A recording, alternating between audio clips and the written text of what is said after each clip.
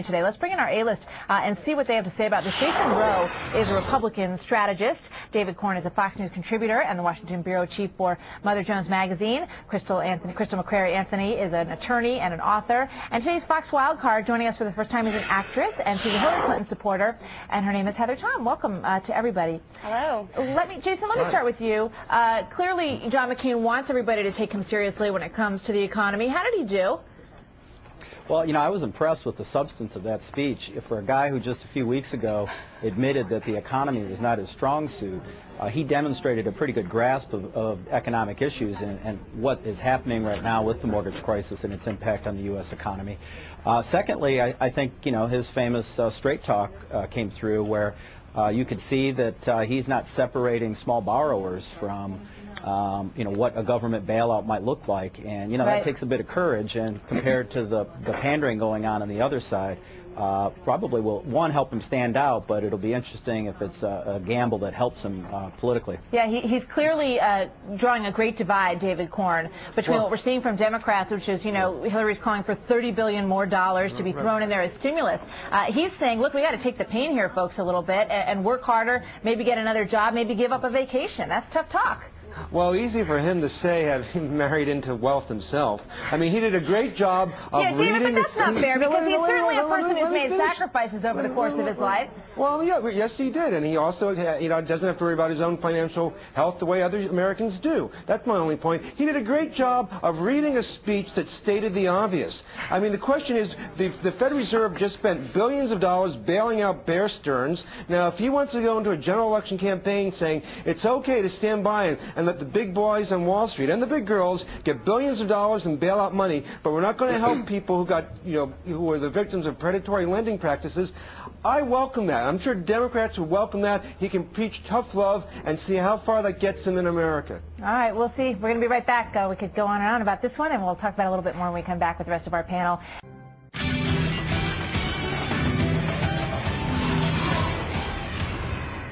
Well, this story is getting a tremendous amount of buzz today. Hillary Clinton now taking a step back in her recollection of what happened when she and her daughter Chelsea landed in Bosnia 12 years ago to visit with U.S. troops. The senator, who frequently claims that she's more qualified as a presidential candidate, she's been under attack by the Obama campaign about all of this.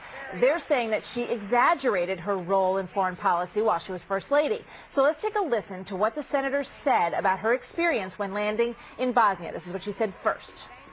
I have written about this and described it in many different settings, and I did misspeak the other day. You know, this has been a very long campaign, so occasionally, you know, I am a human being like everybody else. The military took great care of us. You know, they were worried about you know, taking a First Lady to a war zone, and took some extra precautions and worried about all kinds of things. All right, that's not the original statement that she made when she talked about them coming under fire. What she said was they got off the plane and they had to kind of run, and that they had to cancel what was going to be a meet and greet sort of thing because it was too dangerous. But you're going to see in the video we're going to show you in just a moment that they did have that meet and greet, and it, you know, nobody seemed to be ducking from anything. But let's bring our A-list back in and see what they have to say about all of this. Heather, let me go to you. I know you're a Hillary supporter. What do you make of all this controversy? Well, I think this is an event that happened 12 years ago, and her memory may be a bit foggy about that. I think that she's also explained it in the past in her book, and I think that politicians tend to exaggerate sometimes. I think that John McCain certainly has misspoke in the past, especially dealing with Al-Qaeda and Iran's involvement with Al-Qaeda in Iraq, and I think that's a lot more important when you look at something like that. We're in a war right now than looking at something that happened 12 years ago. Right. You know, Crystal, I guess the big issue is, given that the Clintons' history and sort of rewriting some things and, you know, straightening out things about what they said and what they meant, it kind of brings up some of that for some voters. Well, yeah, it brings up that a lot for people. If you're a Hillary supporter, you're going to pounce on this and say, look, it was 12 years ago and she did make a mistake. She misspoke. If you're not a Hillary supporter, you're going to say, oh, this is proof again that she's exaggerating.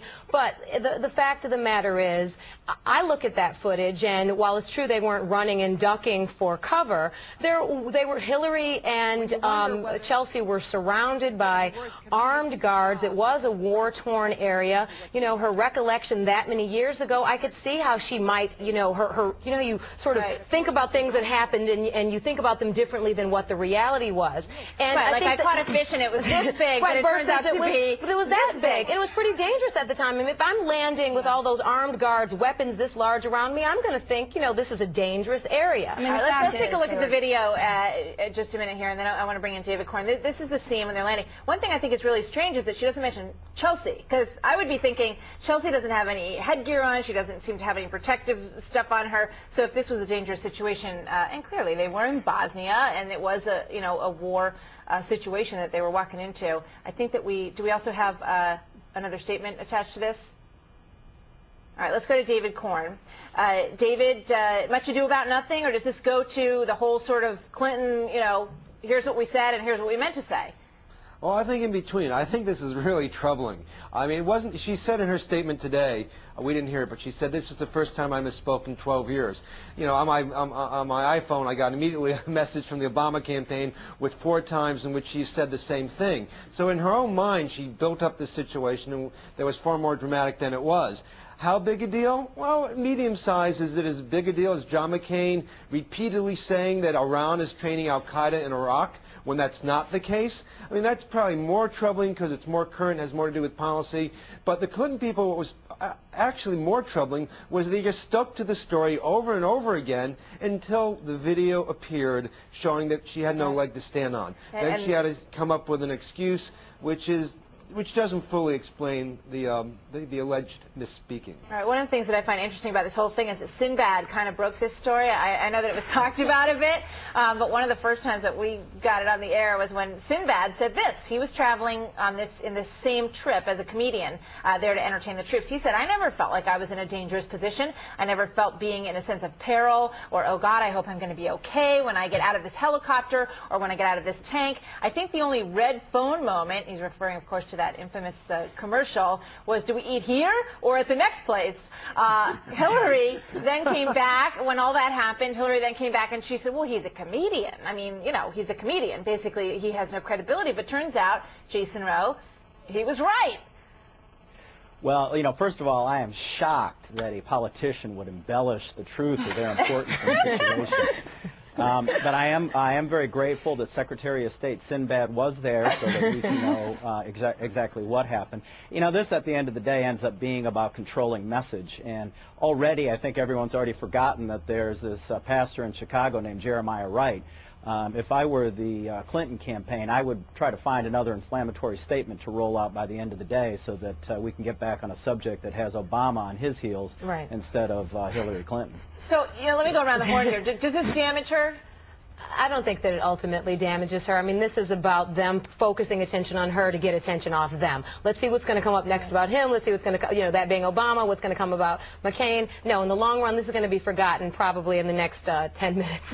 Except maybe not by her detractors, Heather. Yeah, I think it's definitely making a mountain out of a molehill. We're trying to come up with something, anything, and I think that the media in general is trying to find things on both candidates, on all candidates, to dig up, to get excited about, and to deflect attention. You know, David, one of the things that strikes me about this whole thing is what Jim Engel was talking about, how they had conference call after conference call with all the press, and they kept bringing this up.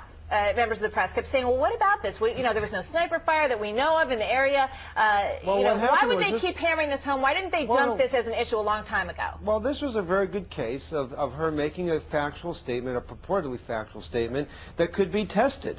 And so the Washington Post really put this into play a couple of days ago when their fact-checker column went back and talked to reporters who were there and linked to the video that you just showed and made it a more prominent issue. I would hope that the media, we at Fox, we at Mother Jones, anybody anywhere, continue to do this to all the candidates' assertions and sort of, you know, keep them on their toes. So they, you know, if you do this, then it will be harder for them to embellish in the past and in future, actually, and maybe Jason will be pleasantly surprised. All right, that's what we're going to do. Try to keep all the candidates' feet to the fire in all of this. Thanks, you guys. We'll be right back with a lot more with our panel.